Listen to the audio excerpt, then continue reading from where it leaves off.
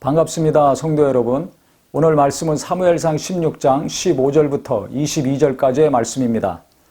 사울의 신하들이 그에게 이르되 보소서 하나님께서 부르시는 악령이 왕을 번뇌하게 하온즉 원하건대 우리 주께서는 당신 앞에서 모시는 신하들에게 명령하여 수금을 잘 타는 사람을 구하게 하소서. 하나님께서 부르시는 악령이 왕에게 이를 때 그가 손으로 타면 왕이 나으시리이다 하는지라. 하나님이 부르시는 악령 때문에 번뇌케 되니까 수금 잘 타는 사람을 초청하셔서 이 문제를 해결하십시오. 이렇게 간청을 했습니다. 그 당시 음악 치료가 있었다는 것을 알 수가 있습니다. 정신적으로 어려울 때, 마음이 어려울 때 음악을 통해서 안정을 얻었다는 것을 우리가 알 수가 있죠. 그래서 이 사울이 빨리 그럼 수금 잘 타는 자들 찾아서 데리고 와라 했습니다. 그랬더니 신하 중에 한 사람이 내가 베들레헴 사람 이새의 아들을 본즉 수금을 탈 줄 알고 용기와 무용과 구변이 있는 준수한 자라. 여호와께서 그와 함께 계시더이다 하더라. 다윗을 청구했습니다. 그랬더니 사울이 사람을 보내서 이새의 집에서 다윗을 왕궁으로 호출을 했습니다. 이때 이새가 너무나 기뻤죠. 자기 아들이 왕의 부름을 받았으니 얼마나 마음이 좋았겠습니까? 그래서 떡과 한 가죽 부대의 포도주와 염소 새끼를 나귀에 실리고 그의 아들 다윗을 시켜 사울에게 보냈습니다. 푸짐하게 선물을 준비해서 아들 다윗을 보낸 겁니다. 그래서 사울이 다윗을 보자마자 너무 좋아했습니다. 어느 정도로 좋아했냐면 크게 사랑하여 자기의 무기 드는 자로 삼고 사울이 이새에게 사람을 보내어 이르되 원하건대 다윗을 내 앞에 모셔서게 하라. 그가 내게 은총을 얻었느니라 하니라. 다윗을 보자마자 마음에 너무 들어가지고 자기 무기 드는 자로 삼았다는 것입니다. 자기 무기를 맡겨서 가장 옆에서 호위하는 자로 삼았으니 얼마나 사랑한 것입니까? 그래서 성경에는 크게 사랑했다고 했습니다. 또 그 아버지 이새에게도 사람을 보내서 당신 아들이 내게 큰 은총을 얻었다. 아버지에게 이새에게 또 사신을 보내기까지 했습니다.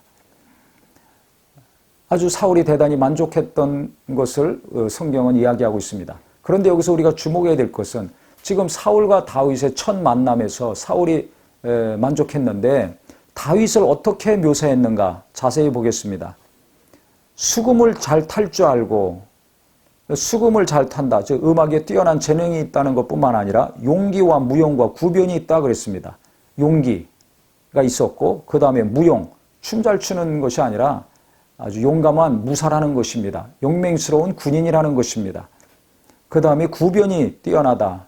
구변이 있다는 것은 말을 잘한다. 지혜롭게, 합당하게, 이치에 맞게 말을 잘하는 사람이라는 것입니다.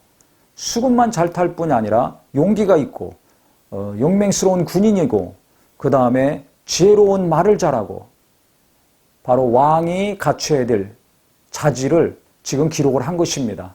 왕은 사사시대의 사사들도 그렇고 이 사울도 그렇고 계속해서 전쟁이 끊이지 않았죠. 그래서 전쟁에서 승리할 수 있는 지도자가 왕이 되어야 됩니다.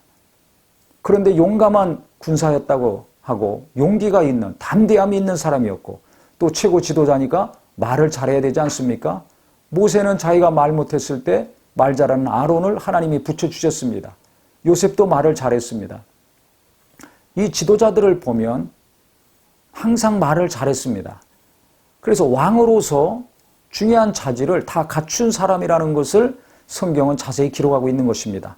그런데 준수한 자라 외모도 준수했다. 못생기지 않았다는 것입니다. 지도자가 얼굴이 못생기면 어떻게 되겠습니까? 하나님은 외모를 보지 않고 마음의 중심을 보시지만 외모가 아무렇게나 생겨도 된다는 게 아닙니다. 최고 지도자로서 외적으로나 내적으로나 전혀 부족함이 없는 사람이라는 것을 성경은 말하고 있는 것입니다.